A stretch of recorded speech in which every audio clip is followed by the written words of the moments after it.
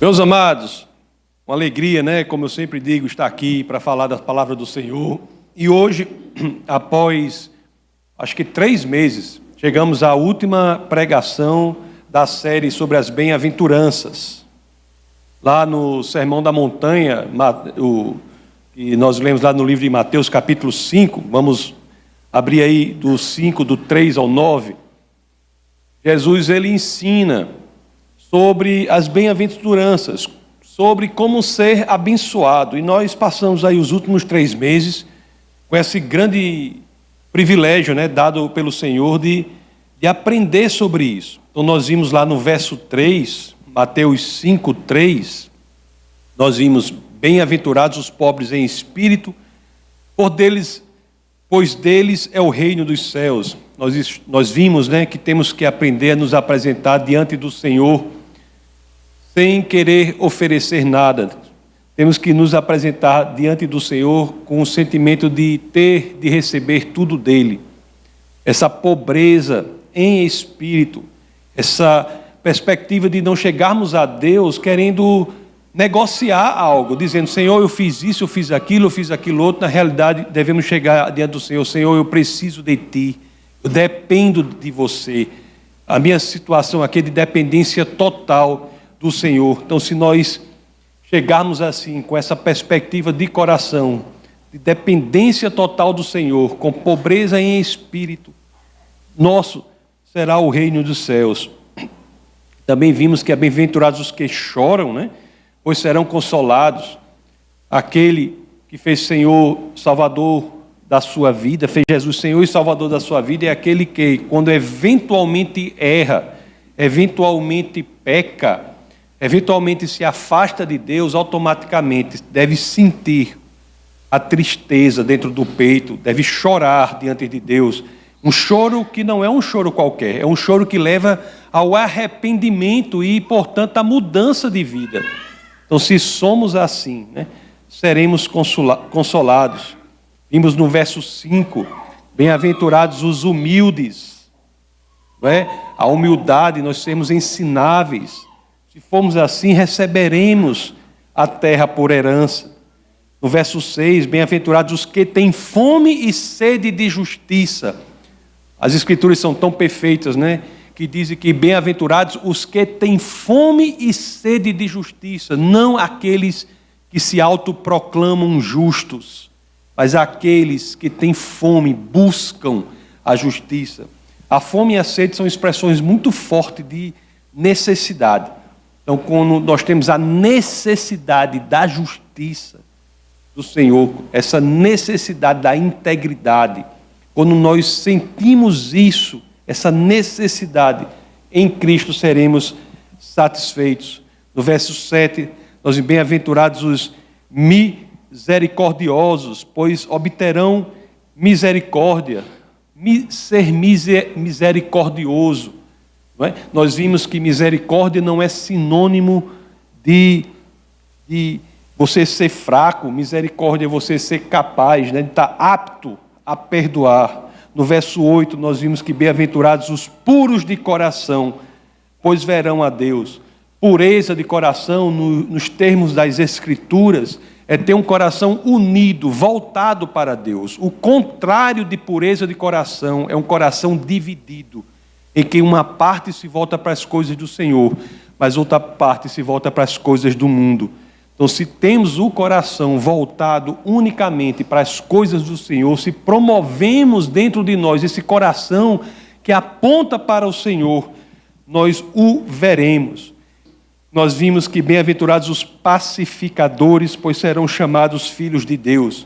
Não é que os pacificadores se tornarão filhos de Deus. O que nos faz ser filhos de Deus é aceitar Jesus Cristo no senhorio da nossa vida, como Senhor e Salvador de nossa vida. Mas, quando somos pacificadores, nós nos apresentamos com as características daquele que se fez nosso Pai, não é? Assim como um filho, ele quando age, ele traz características que identificam aquela pessoa como daquela família específica. Nós, como somos filhos de Deus e agimos como pacificadores, nós seremos reconhecidos como da família de Deus. Olha só, é um filho de Deus. Serão chamados filhos de Deus. E pacificador, repito, não é apenas gostar da paz. Pacificador não é apenas isso. Pacificador é agir positivamente em favor da paz, para buscar a paz. Ser pacificador não é fugir do conflito. Não. Ser pacificador é passar pelo conflito, enfrentar o conflito para buscar a paz. Nós vimos tudo isso, né, que as Escrituras nos ensinam. E agora nós temos, a partir do verso 10 até o verso 12, do capítulo 5 de Mateus, nós temos aquilo que é um texto base do nosso bate-papo de hoje. Porque é interessante, né? As Escrituras, eu nunca quis dizer, e eu digo sempre o contrário, o cristianismo é o contrário do conforto, né? O cristianismo é um sistema de pensamento que gera desconforto em nós. Eu sempre digo para todo mundo, se você está procurando uma religião que traga conforto para você, não aconselho o cristianismo. O cristianismo é uma das últimas que eu aconselho se o critério for esse. O critério do cristianismo é a verdade. E é interessante que no verso 10 ele diz, quando nós nos empenhamos e verdadeiramente nos tornamos um cristão, aí o verso 10 nos alerta.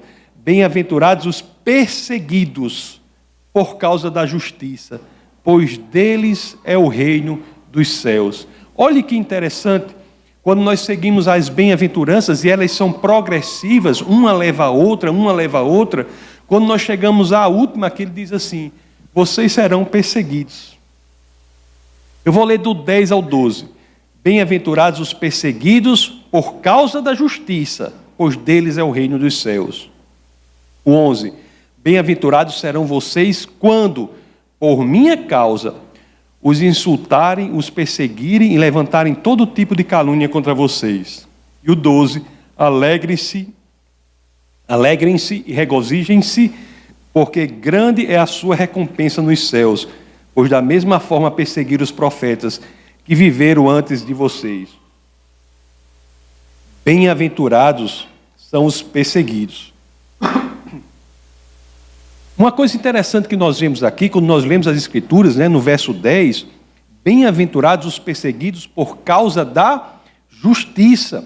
Primeira coisa que nós aprendemos logo aqui, que não são bem-aventurados aqueles que são perseguidos porque fizeram alguma coisa de errado, né? Tem gente que fez alguma coisa de errado, é perseguido, aí eu sou bem-aventurado. Não, não é isso que as Escrituras estão dizendo.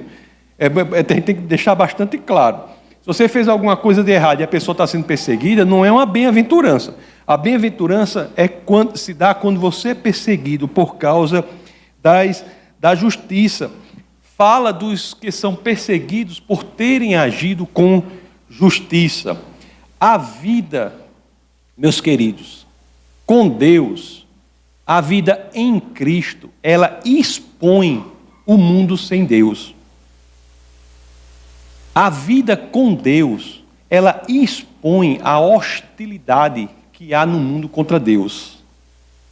Então é muito comum, para não dizer que é uma consequência direta de nós estarmos em Cristo, de vivermos com Deus, uma consequência direta é que haja hostilidade no mundo contra aquele estilo de vida. Eu cito o exemplo aqui de John Wesley, né? Que é um homem que é responsável em grande parte pela conversão de uma nação. Ele estava há 3 dias andando lá a cavalo e nada tinha acontecido com ele, né? 3 dias andando a cavalo e nada tinha acontecido com ele, e ele ficou, meu amigo, deve ter algum problema muito sério, eu devo estar pecando, eu devo estar saindo dos caminhos do Senhor. Aí ele desceu do cavalo, começou a orar, né? Senhor, me perdoe se eu estiver com... Aí um cara viu aquilo ali, jogou uma pedra assim nele. Não acertou não, mas jogou a pedra nele. A pedra passou perto dele, porque ele estava orando, né? Aí ele disse, oh Deus, muito obrigado. Esta é a confirmação de que eu estou no caminho certo, né? Você já pensou uma coisa que eu sempre tive uma coisa impressionante, assim, mesmo quando eu não era cristão. Eu dizia assim, por que tantas pessoas têm raiva de crente? Por quê? Por que que nós vemos tantas pessoas com raiva de crente? Tantas pessoas têm verdadeira ojeriza contra outras que nada fizeram contra ela. Tem gente que tem raiva até daquela senhora de oração, né? Com aquele cocozinho que vai andando com a Bíblia, vai para um canto, vai para o outro, não faz mal a ninguém, faz orar pelas pessoas, e as pessoas têm raiva daquilo. Isso é um indício claro de que há algo espiritual aí no mundo, que é exposto quando alguns estão em Deus. Lá no livro de Romanos, na carta aos Romanos, capítulo 8, verso 7, São Paulo esclarece isso aqui. Ele diz: a mentalidade da carne é inimiga de Deus, porque não se submete à lei de Deus, nem pode fazê-lo. Você veja aqui que as Escrituras nos esclarecem que o mundo ele não é indiferente quanto às coisas de Deus. Ele diz que há uma mentalidade que é inimiga das coisas de Deus. As Escrituras nos dizem que os que não estão em Deus sentem mesmo uma certa hostilidade, uma certa inimizade em relação às coisas de Deus. Poderiam ser simplesmente indiferentes. Por que muitos se dedicam à promoção, por exemplo, do ateísmo? Se o ateísmo fosse verdadeiro, não precisaria ser promovido, eles poderiam ser indiferentes quanto àqueles que defendem a presença do Senhor. Mas há no afastamento de Deus algo que faz com que eles tenham inimizade contra as coisas do Senhor. Lá no Evangelho de João, no capítulo 3, do verso 20 ao 21, as Escrituras dizem assim, quem pratica o mal odeia a luz e não se aproxima da luz, temendo que as suas obras sejam manifestas. Mas quem pratica a verdade vem para a luz, para que se veja claramente que as suas obras são realizadas por intermédio de Deus. É isso. Esta é a realidade. E eu digo a vocês, na nossa caminhada cristã, nem na minha nem na de vocês, não esperem que a luz que há dentro de vocês seja amada pelo mundo. Não esperem isso. Tem crente que às vezes fica, por que não sei quem está agindo contra mim, eu nunca fiz nada contra ele. Por que acontece isso? A explicação é clara, isso aí é o que é previsto. Nós devemos seguir nas coisas do Senhor, sempre, mas não devemos esperar aplausos do mundo. Isso é muito importante, esse aprendizado, porque às vezes o cristão ele fica meio desnorteado, meio triste. O cristão que não tem uma maturidade nesse estilo de ser perseguido, ele fica meio triste. Porque ele diz, por que está acontecendo isso? Por que está acontecendo aquilo? Por que os amigos estão se afastando? Por que parte da família está se afastando? Por que tem isso, tem aquilo outro? Por quê? Porque a luz que passa a habitar dentro do cristão não é bem vista pelo que está fora de Cristo. Porque a luz expõe as trevas em que os que não estão em Deus vivem. E aqui no Brasil a gente fala assim, mas no Brasil há uma perseguição, sim. Não é comparado com o que há no mundo, não é? Eu sempre digo aqui que mais cristãos foram mortos no século XX, unicamente em razão da sua fé, do que nos 19 outros séculos somados. Já pensou? Existe uma estimativa que é bem conservadora, ela não exagera, não. Ela diz que, por ano, são mortos 4.000 cristãos, unicamente em razão da sua fé. São 10 cristãos por dia que são mortos unicamente por serem cristãos. Nós não vivemos essa realidade no Brasil, né? Mas não podemos ser cegos em relação ao que acontece em outros lugares. Isso é a situação de outros ambientes que vivem assim. Eu sempre cito aqui, quando eu posso, a situação do meu grande amigo Parandas. Não é? Vou citar rapidamente, um amigo que é filho e neto de sacerdotes hindus. Uma vez um missionário chegou para ele, pregou um tempão lá para ele, ele disse, eu só me lembro da última frase, para ser sincero. Depois de não sei quanto tempo, eu só me lembro, a última frase foi, Parandas, se você tiver alguma situação de risco, clame pelo nome de Jesus. Aí ele entrou numa situação ali difícil lá, foi preso, na Índia, foi preso e aquela angústia, aquele negócio, ele já estava a ponto de fazer uma besteira, aí ele se lembrou dessa frase do missionário, o Espírito de Deus, né? Trouxe à memória dele essa frase, e ele clamou pelo nome de Jesus. Jesus, se você é real, faça alguma coisa. E ele disse, olha, foi absolutamente miraculosa a paz que se abateu sobre minha alma. Ele disse. E naquele momento ali, ele disse, meu amigo, é real. O cristianismo não são ideias, é realidade. Ele teve contato com o cristianismo real, aí disse, meu Deus, eu entrego minha vida a você. Entregou a vida a Jesus para ambas. Chegou em casa morto de alegria, depois, 2 ou 3 dias depois, não me lembro, contou para o pai, papai, eu sou cristão. É, meu filho. Aí o pai reuniu os irmãos, vamos matar Parâmnidas. Reuniu os irmãos para matar o Parâmnidas. Cara, o neto, filho e neto de sacerdotes hindus. Parâmnidas teve que fugir, fugiu, sobreviveu e hoje ele mantém um orfanato lá no sul da Índia para crianças com deficiência. E é uma figura maravilhosa. Quem sabe, né? Algum dia Parâmnidas, Parâmnidas chegar aqui, está todo mundo conhecido dele, né? Parâmnidas, a gente traz Parâmnidas qualquer dia para o Brasil, quem sabe? Então, no nosso Brasil aqui, nesse país, no nosso contexto, no contexto em que vivemos, não há muito essa perseguição física, não, né? Existem essas coisas que eu já falei. Mas a questão é, meus queridos, que nós temos que aprender como proceder, como nós somos atacados, somos perseguidos por nossa fé. O que fazer? O que fazer? Lá no Evangelho de Mateus, capítulo 10, no verso 16, Mateus 10, 16, Jesus nos dá uma orientação quanto a isso. No Evangelho de Mateus, capítulo 10, 16, Jesus nos dá uma orientação contra isso. Ele diz, eu os estou enviando como ovelhas entre lobos, portanto, sejam astutos como as serpentes e sem malícia como as pombas. Eu os estou enviando como ovelhas entre lobos. Não é? Ele deixa claro, o Senhor avisou isso. Nós estamos aqui como ovelhas entre lobos, temos que identificar os lobos. Como é que nós identificamos isso? Lá não precisa abrir, mas em Mateus 7, do 15 ao 17, as Escrituras dizem que nós reconheceremos os lobos pelos seus frutos. Então temos que identificar os lobos. Nós não podemos viver em uma situação em que nós não temos uma sabedoria, uma astúcia em relação ao mundo. Temos de ser astutos como as serpentes. Temos de ser rápidos em perceber o perigo e rápidos em escapar do perigo. Nós temos que ser sagazes, sábios, temos de ser prudentes. Nós temos que entender o mundo em que nós atuamos. O crente não é um abestalhado. Às vezes nós temos que pregar muito sobre isso. O tema de uma pregação muito boa será essa. O crente não é um abestalhado.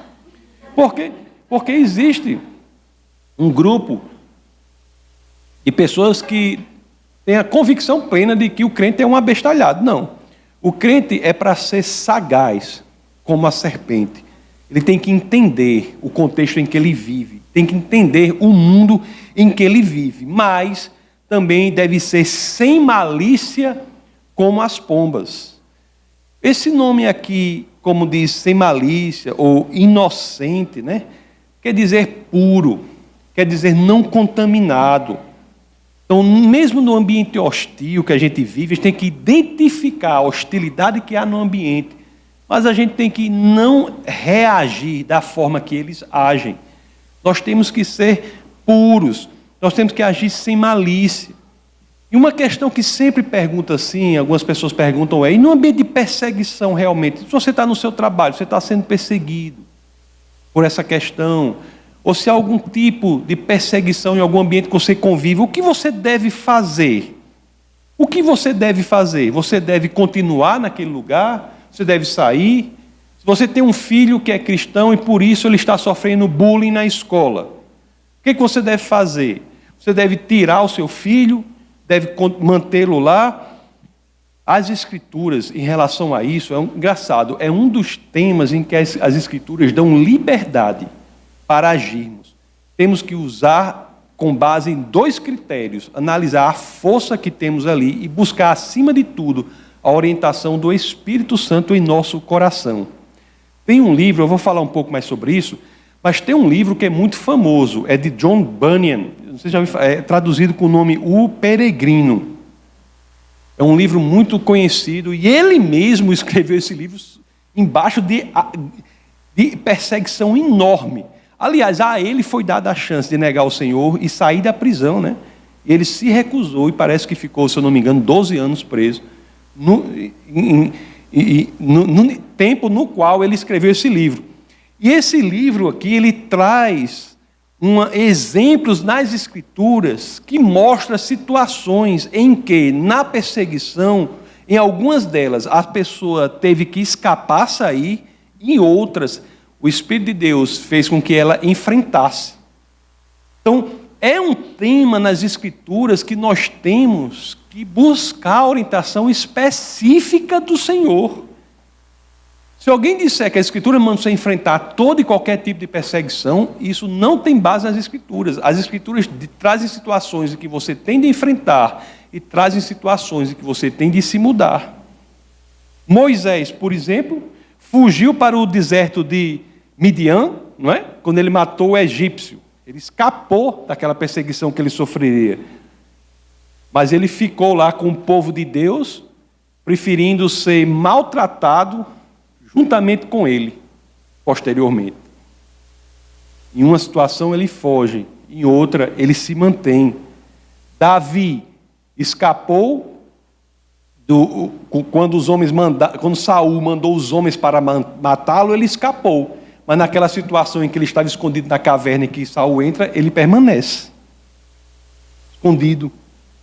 Paulo, lá na 1 Coríntios 11:33, escapou quando sua vida estava em risco. Mas manteve aquele plano de ir a Jerusalém, menos sendo avisado que sofreria, que seria perseguido, que encontraria sofrimento. O próprio Jesus, o nosso exemplo maior, ele retirou-se lá para Betsaida, numa situação em que havia um agrupamento de pessoas, mas na hora em que foi ser preso, ele se entregou, né, para que o plano fosse cumprido. Então, quando aconteceu uma situação dessa, meus queridos, as Escrituras dizem para que nós analisemos a situação e, acima de tudo, busquemos a orientação do Senhor para aquele ponto específico, principalmente quando trata de outra pessoa. Às vezes, quando você tem um filho, por exemplo, que está numa situação, se ele está sendo perseguido, você tem que analisar e buscar no Senhor a orientação específica para aquilo. Se ele tiver forças e convicção de enfrentar aquilo ali, e você sentir que deve fazer isso, é o melhor para ele, porque ele será fortalecido, sairá de lá mais convicto. Mas se for o contrário, você não pode agir, você tem que tirá-lo do lugar e colocar em outro. Uma coisa é certa, às vezes é vontade de Deus que a gente fique, que a gente enfrente, mas às vezes é vontade de Deus que a gente vá para outro lugar, não é? Mas se a vontade de Deus for que a gente fique, que a gente persista, que a gente enfrente a situação, uma coisa você pode ter certa, a vitória é garantida. Não é isso? A perseverança para vencer as dificuldades é uma das ferramentas mais bonitas que Deus usa na nossa vida.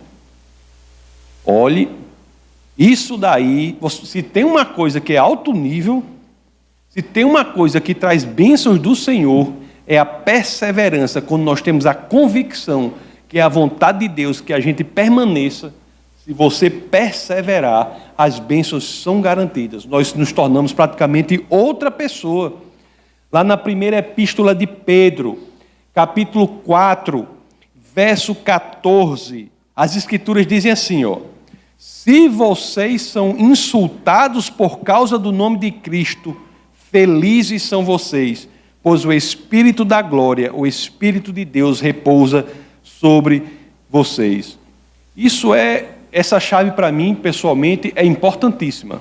Esse verso aqui é uma coisa que, para mim, eu uso demais, principalmente quando a gente participa de alguns debates sobre a questão das razões para a fé. Tem pessoas que às vezes insultam mesmo. Insultam. E é a pessoa, às vezes, me insultando e eu, glória a Deus, Senhor. Glória a Deus, Senhor, que isso está acontecendo, né? Se vocês são insultados por causa de Cristo, felizes são vocês. Se temos convicção que temos de estar ali e somos insultados por isso, por causa de Cristo, isso é motivo de grande alegria no nosso coração. Se isso acontece com você, ou se vier acontecer com você, comece a se animar, né? Comece a se animar. E comece a se animar não pela felicidade que temos aqui, mas pelo que nós iremos ganhar nos céus. Lá em Mateus capítulo 5, verso 12, né? Que nós já lemos, relendo aqui. Alegre-se e regozijem-se, porque grande é a sua recompensa nos céus, pois da mesma forma perseguiram os profetas que viveram antes de vocês. Aqui, meus queridos, é um tema bem delicado das Escrituras, porque algumas pessoas acham difícil entender ou aceitar que há graus diferentes de recompensas nos céus. Mas eu estou absolutamente convencido pelas Escrituras que há sim graus diferentes de recompensa nos céus. Há sim. Todos aqueles que fazem Jesus como Senhor e Salvador de suas vidas são salvos. Mas nos céus, os graus de recompensas são diferentes. É como se a felicidade, o regozijo, a alegria do Senhor fosse a mesma, mas como se a gente tivesse potes de tamanhos diferentes para poder ter cheios, para poder encher com isso. Então, nós temos que ter a convicção de que temos que fazer o que o Senhor quer que façamos. Existem algumas parábolas nos evangelhos que deixam claro isso, né? Nós temos a parábola das 10 minas, que está lá em Lucas, e tem a mais famosa, que é a dos talentos, que tem lá em Mateus capítulo 25, do verso 14 ao 30. Aqui, o Senhor deixa claro que Ele espera que a gente haja assim, produtivamente com aquilo que Ele nos dá. Eu fico assim, às vezes eu fico pensando, meu Deus, às vezes tanta coisa dada a nós, nessa nossa vida aqui, tanta coisa. A gente nasceu num lugar que não tem perseguição religiosa. O problema maior que tem nas igrejas é porque o ar-condicionado está fraco, não sei o quê. Tem amigos lá na Nigéria, colegas meus na Nigéria, que a preocupação dele é não morrer. É não ter a igreja incendiada, não ter as casas dos fiéis incendiadas quando eles vão para o culto. Eu digo, meu Deus, a gente faz, eu fico assim, fico impressionado, né? Às vezes tem uma vida assim, pessoas às vezes com tantos talentos, pessoas extremamente talentosas, pessoas que são excelentes professores, excelentes administradores, pessoas que gostam de servir, ensinando a crianças. Eu sempre digo, ministério infantil, se você consegue ensinar a criança, você consegue ensinar a qualquer pessoa. Ministério infantil é um negócio de altíssimo nível. Se você quer fazer a diferença na vida de uma pessoa, envolva-se no ministério infantil. A pessoa pode esquecer tudo, mas quem é cristão aqui desde criança, que não é o meu caso, mas quem é cristão aqui desde criança se lembra da professora da escola infantil, da igreja. Se lembra. É importantíssimo. Então a pessoa às vezes tem esse talento musical, tem um talento musical incrível, talentos para lidar com finanças, para lidar com pessoas, e aí? Como que a gente não se dedica a isso? Tem ideias, vamos fazer isso, vamos fazer aquilo, recursos financeiros. E aí? Como é que a gente está fazendo o quê? O que a gente está fazendo para a obra do Senhor? O que a gente está fazendo para a promoção do reino de Deus? Eu fico assim, é uma preocupação que eu tenho, porque como a gente não tem assim perseguição, o negócio dos talentos aqui é bem pesado para o nosso lado.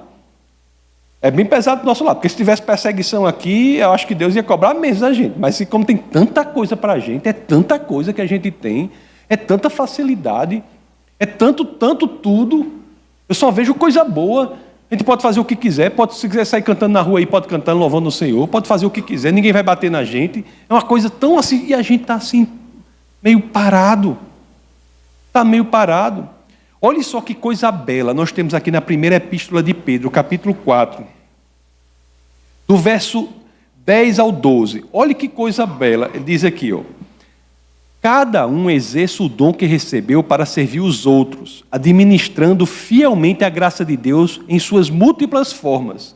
Se alguém fala, faça-o como quem transmite a palavra de Deus. Se alguém serve, faça-o com a força que Deus provê, de forma que em todas as coisas Deus seja glorificado mediante Jesus Cristo, a quem sejam a glória e o poder para o todo sempre. Isso é muito bonito. Tem uma pessoa aqui que servia essa igreja aqui limpando o banheiro, servia essa igreja aqui limpando o banheiro, e ela dizia que era um momento incrível em que Deus falava com ela. Era um momento que ela vivia correndo para um lado, correndo para o outro, correndo para um lado, correndo para um lado. E naquele momento específico era um momento em que ela parava tudo na vida e Deus falava com ela. Então nós não podemos fechar nossos olhos assim para os diamantes que nos são entregues, entendeu?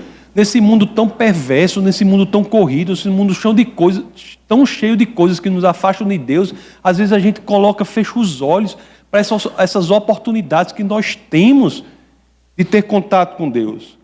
É isso que as Escrituras dizem, meus queridos, quando diz assim que nós devemos acumular tesouros nos céus. É isso que faz com que nós tenhamos o coração cada mais voltado para Deus. Lá em Mateus 6, capítulo 19 a 21, sobre essa coisa de acumular tesouros nos céus. Olha aqui, ó. Não acumulem para vocês tesouros na terra, onde a traça e a ferrugem destroem, e onde os ladrões arrombam e furtam. Mas acumulem para vocês tesouros nos céus, onde a traça e a ferrugem não destroem, e onde os ladrões não arrombam nem furtam.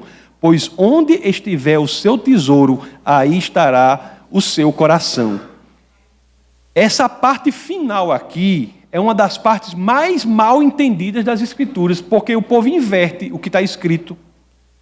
É interessante, a gente lê e inverte. Que está escrito assim: onde estiver o seu tesouro, aí também estará o seu coração. As pessoas leem assim: onde estiver o seu coração, aí estará o seu tesouro. Se você quer um coração unificado, voltado a Deus, concentre os seus talentos, o seu tempo, o recurso, priorize o cristianismo na sua vida, porque aí sim é onde estará o seu coração.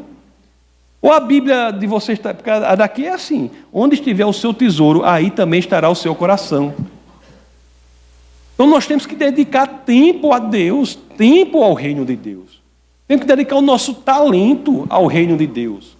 Porque a consequência disso é o quê? Que o nosso coração estará voltado para o Senhor. Nosso coração estará voltado para Deus. Nós teremos uma pureza de coração. Não é engraçado isso? A perseguição existe. Existe.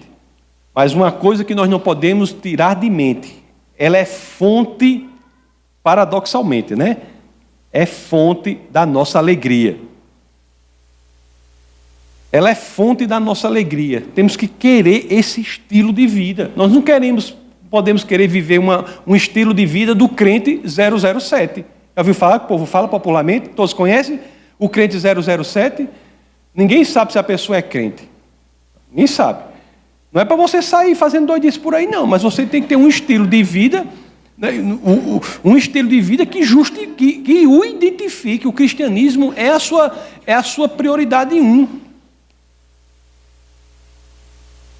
Não é para você se amedrontar diante da hostilidade do mundo.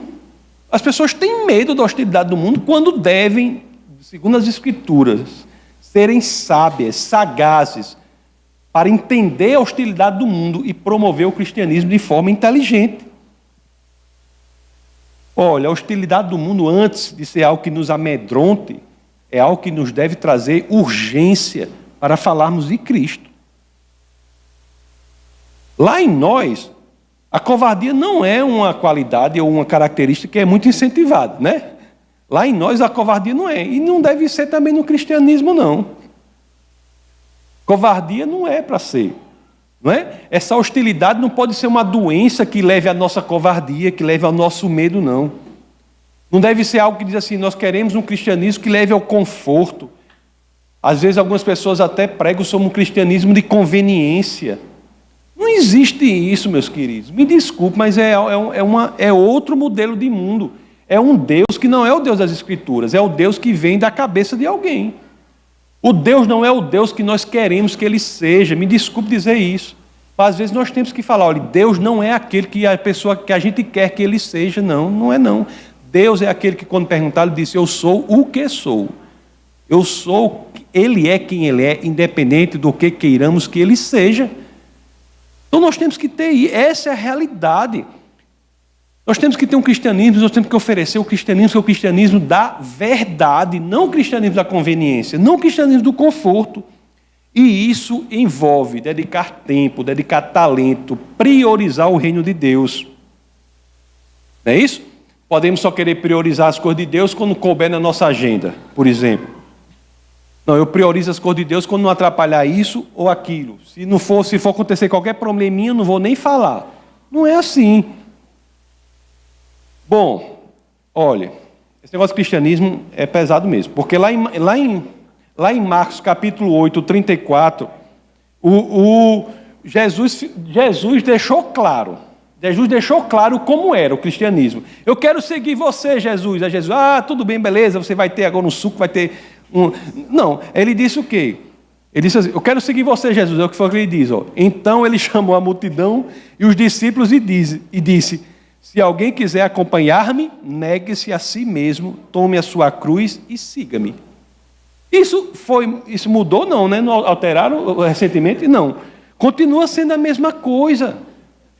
Continua sendo a mesma coisa. Então nós temos que ter essa percepção que estamos em missão. Estamos em um território ocupado. Estamos em missão. Isso não quer dizer que a gente não se divirta. Não, a gente se diverte muito. Não quer dizer que a gente não tem alegria, não. A gente morre de rir. Não é? C.S. Lewis dizia, a alegria é negócio sério no céu. A gente morre de rir. Igreja cheia de resenha, de coisa engraçada, a gente morre de rir, tudo isso. Agora isso quer dizer que o quê? Que a gente não se acovarda. Não, a gente não se acovarda. A gente não quer o conforto, a gente não quer a conveniência. A gente não fica achando motivo para ficar reclamando de tudo. Você pensar, Deus permitiu que a gente viva aqui, né? Nesse ambiente no Brasil, que é essa tranquilidade. O povo diz, pastor, dizendo que o Brasil é bom, não sei o quê. Meu amigo, vá para outros lugares aí. É porque o pessoal está viajando para um lugar que é bem mínimo, mas vá para outro lugar aí para vocês verem. Quando eu estive na Guatemala, num lugar lá, a primeira orientação que a mulher me deu foi, você está proibido de pegar táxi. Aí eu digo, por que não? Se você entrar no táxi, é garantido você ser sequestrado. Aí andava com guarda-costa assim do lado, né? Aí só que o guarda-costa, aí eu fui ver, aí eu conversando com o guarda-costa era desse tamanho, sabe? Eu fiquei preocupado, porque eu bati uma foto, eu e o guarda-costa era desse tamanho, bem maguinho, assim, uns 2 dentes de ouro assim. Aí eu olhava assim para ele, e o rapaz dizia, não sei, nossa confiança está no Senhor, né? Aí eu conversando com um amigo meu depois, dizendo, rapaz, aquele guarda-costa, eu nem me lembro o nome dele, e fulano, rapaz, aquele cara é bem maguinho, aquele cara, amigo, aquele ali é o chefe da equipe de guarda-costa daqui, são 12. São 12. Ele não se preocupe que um problema, ele não vai lutar karatê com o cara, não vai fazer nada. Você já olhou embaixo do paletó dele? Todos andam fortemente armados. Então tem situações assim, né? Palestina, vários lugares. Eu posso indicar um passeio turístico para vocês, para ter a concepção de que é diferente. É diferente. Aqui nós não corremos risco de morte, né? Por pregar o evangelho. Nós não existe isso. Mas isso daí é algo que diz assim, e agora? Muito é dado para a gente. E a gente vai fazer o quê? A parábola, se vocês acreditam na Bíblia, na parábola dos talentos, isso é preocupação. Muito é dado, meu amigo, a gente pode fazer muito, e agora? Nós temos porque temos, meus queridos, de sair dessa letargia do Espírito. Existe isso, entendeu? Uma espécie de letargia do Espírito. Aquela coisa malemolência, parece um cachorro no mormaço, lá em nós, balançando o rabo. Mormaço. Depois do almoço, você olha para aqueles cachorros, os cachorros estão naquele mormaço, assim, balançando o rabo. Os crentes estão desse jeito. Espiritualmente é uma letargia espiritual. Cadê a convicção? Cadê a convicção? Pessoas se deixam e se entregam para o espírito da reclamação. Ai, já reclamar. Leia o livro de Números. Uma geração se perdeu unicamente porque se doou ao espírito da reclamação. Uma geração. A pessoa se deixa entregar para isso. Espírito que tudo é um problema. Tudo é um problema. Quando a gente tem tanta coisa para fazer, não é verdade? Tanta coisa. Não vamos deixar, pelo amor de Deus, não vamos deixar que os planos de Deus na nossa vida, que os planos de Deus na igreja, sejam afogados num balaio cheio de reclamações. Não vamos deixar isso não. Vamos viver a plenitude do Evangelho. Isso aí, olha, se tem uma coisa que faz essa vida viver a pena, é efetivamente a vida entregue a Deus, a Cristo. Aí, olha, as 24 horas do dia são pouco, os 7 dias da semana bem pouquinho. Você fica, eu quero viver mais, quero fazer, e você não consegue. É uma coisa, os problemas aumentam, Os problemas aumentam, mas a sua paz e a sua alegria interiores fazem isso aqui valer a pena, fazer sentido. Se tem uma coisa que eu buscar na minha vida, é um sentido e um propósito para a vida. Tem gente que acha besteira, mas eu achava muito importante. Tanto que o meu testemunho de conversão é uma coisa... Eu praticamente entrei em depressão gospel, depois que eu me converti. Sabe o que é depressão gospel, Judinho? É porque eu ia para os lugares, aí o cara, fulano, testemunho do fulano. Aí o cara dizia, rapaz, eu bebia, eu fumava, eu não sei o quê... Eu matei não sei quanto, eu não sei o quê. Aí me converti, aí Jesus começou a transformou minha vida, né? Eu era pecador em muitas áreas, né? Mas assim, eu não bebia, eu não fumava. Aí depois da conversão, eu continuei sem beber, continuei sem fumar. Aí eu fiquei, meu Deus, eu vou dizer o quê? Eu vou ficar assim, como é que você vai... Como é que vai ser? Que testemunho sem futuro? Eu vou ter uma depressão gospel aqui, uma depressão, não tenho testemunho, é um crente sem testemunho. Aí eu pensei, meu amigo, aí eu dizia assim, né, mas só eu sabia, ou só eu sei, né, o quão importante é eu ter uma vida que era uma vida sem propósito, sem sentido. Era um passar de horas, a sucessividade dos segundos ali, como diz a poesia de Augusto dos Anjos, a sucessividade dos segundos. Pronto. Um desejo que morria ali sem sentido, uma coisa absolutamente sem sentido. Aí quando eu me converti, Deus encheu meu coração de propósito, de sentido. Isso é tudo. Isso deu significado a essa experiência que é doida, que chama vida. Porque a vida é uma experiência muito doida, não é? A vida sem Deus é absolutamente desproposital. É uma brincadeira de mau gosto. A vida sem Deus é uma brincadeira de mau gosto. Não é verdade? Não é verdade? E os ateus clássicos, inclusive, concordam com isso. Nietzsche, Sartre, eles dizem, Deus não existe, mas a vida é sem sentido. Ou melhor dizendo, Deus não existe, portanto, a vida é sem sentido. Eles concordam, aceitam a falta de sentido na vida sem Deus. E aí, quando você tem Deus, assim, meu amigo, é isso. Olhe, C.S. Lewis, ele diz uma frase que é assim, né? Ele diz uma frase que é assim, que diz assim, ó, o cristianismo é uma visão do mundo que, se for falsa, não tem importância. É verdade, né? Se o cristianismo for falso, é balela, né? Não tem importância. Mas se for verdadeiro, aí, meu amigo, é de infinita importância. O que ele não pode ser é moderadamente importante.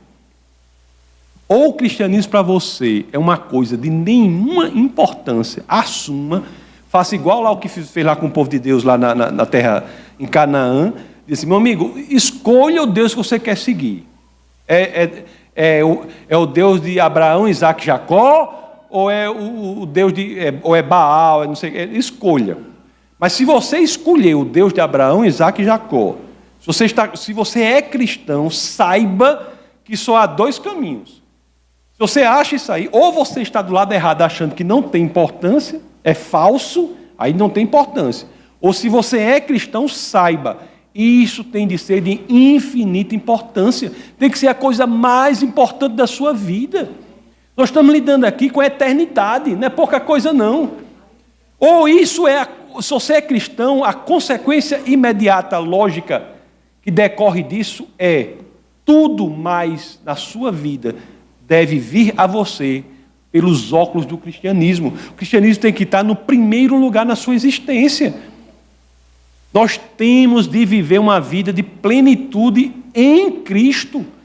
Isso tem que mudar a nossa perspectiva diante das coisas, pessoal, para que nós sejamos plenos, tenhamos alegria, enfrentemos os problemas, as dificuldades, mas cheios de propósito no nosso coração, para que possamos efetivamente, ao final, olhar para trás e dizer, né, eu corri a carreira que me foi proposta. Tem coisa melhor do que essa? Imagina, eu acaba bem velhinho, perto de morrer, aí corri a carreira. Porque até isso, o cristianismo para a gente, a morte é o quê? Nada. A morte é uma breve passagem, né, para a presença eterna ao lado do Pai, onde o verdadeiro regozijo, paz, serão encontrados. Que tenhamos esta convicção de que somos perseguidos, sim, mas em Cristo temos a vitória e, acima de tudo, iremos experienciar a paz, a alegria, que nada nesse mundo se compara. Amém? Vamos orar.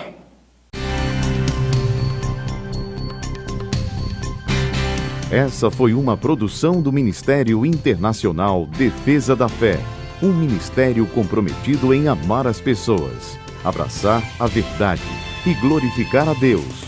Para saber mais sobre o que fazemos, acesse defesadafé.org.